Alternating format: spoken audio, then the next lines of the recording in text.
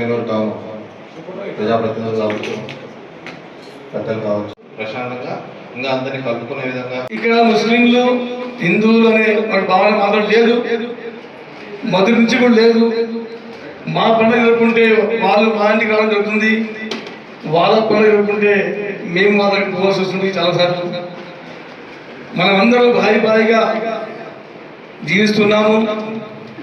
ఈ మధ్యలో కొన్ని కారణాల వల్ల మనస్పర్ధలు వచ్చాయి, కానీ ఇక్కడ మొదటి నుంచి ఇక్కడ చాలా పీస్ఫుల్గా ఉన్నాం.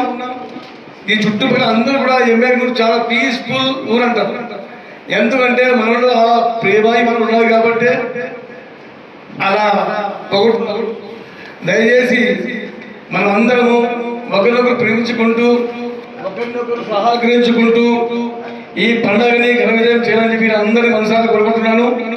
అన్ని మతాల వారిని ప్రేమిస్తూ అందరినీ దగ్గర తీస్తూ ఎమ్మెగనూరులో మత సామరస్యాన్ని కాపాడుతూ ఈరోజు ఎమ్మెగనూరుకు ఒక ప్రత్యేకమైనటువంటి ఇమేజ్ జిల్లాలో ఎక్కడ మంచి ప్లేస్ ఉందంటే అది ఎమ్మెగనూరులో ఉంటుంది. ఆ ఎమ్మెగనూరుకి ఇప్పుడు ఉండే పేరును మనం శాశ్వతంగా తీసుకుని వచ్చే విధంగా అందరూ ప్రవర్తించి మరి ఈ పండుగలు మంచి వాతావరణంలో జరుపుకోవాలని ప్రత్యేకంగా ముస్లిం సోదరులకు శుభాకాంక్షలు తెలియజేస్తూ నాకు ఈ అవకాశం ఇచ్చినటువంటి పెద్దలకు ప్రత్యేకంగా ధన్యవాదాలు తెలియజేస్తూ సెలవు తీసుకుంటున్నాను. జై హింద్.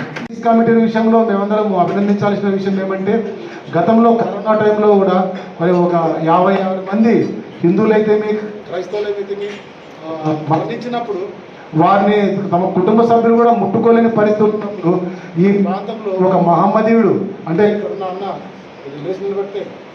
ఈ అన్నగారు 9 మంది పిల్లలు ఉన్నారు. ఈయనకి 9 మంది పిల్లలని కూడా ప్రాణాలు తెగించి లాంటి వాళ్ళందరినీ కలుపుకొని ఎందరినో మరణాన్ని చనిపోయిన తర్వాత వాళ్ళని ముట్టుకోలేని తల్లిదండ్రులని ఒక కుమారుడుగా ఒక మహమ్మదీయుడిగా అంత పేరు సంపాదించుకున్న వ్యక్తి ఇప్పుడు మన మధ్యలో ఉన్నాడు.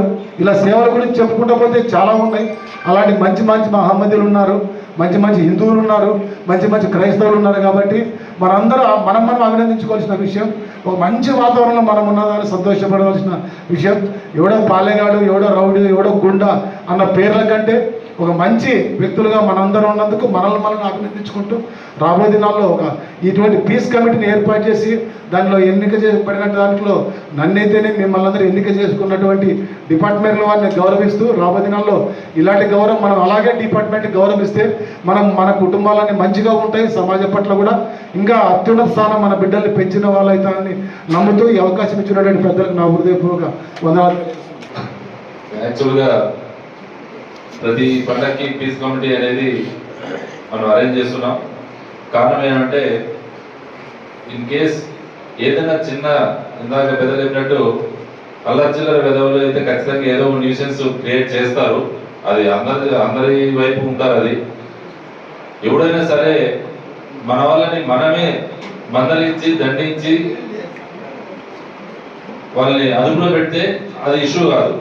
వాడు మానవుడు అని చెప్పి వాడు ఏం చేసినాడు అనేది ఆలోచించకుండా ఊరికి అవతల మీద పోతే మాత్రం అదే ఇష్యూ అవుతుంది. కాబట్టి అందరూ పెద్దలు చాలా ఎక్స్పీరియన్స్, ఇక్కడ చాలా అనుభవం ఉన్నవాళ్ళు. మన ఇంట్లో మన పిల్లడు తప్పు చేస్తే మనమైతే కొడుతున్నాం కదా, అదే విషయం కూడా అదే జరిగిండొచ్చు కదా. ఇప్పుడున్న సోషల్ మీడియా ప్రకారం ఏదైనా జరిగింది అది నిజమా కాదా తెలియకుండానే ఊరికే ఫార్వర్డ్ చేస్తుంటారు. అక్కడ జరిగింది ఇక్కడ జరిగింది అని. అది మనకు అసలు ఐడియా ఉండదు దాని గురించి. జరిగింది అంటేనే మనం ఆవేశపడిపోయింటాం. తప్పులు కూడా ఆలోచించకుండా ఫార్వర్డ్ చేస్తున్నారు.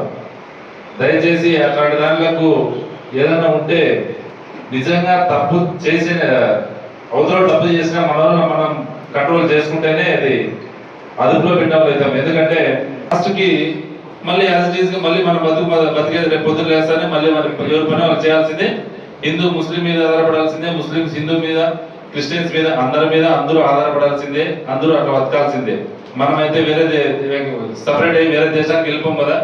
కాబట్టి దాన్ని దృష్టిలో పెట్టుకొని ఖచ్చితంగా అటువంటి ఇన్సిడెంట్ ఎవరు చేసినా కానీ దాన్ని తప్పుగానే చూడండి.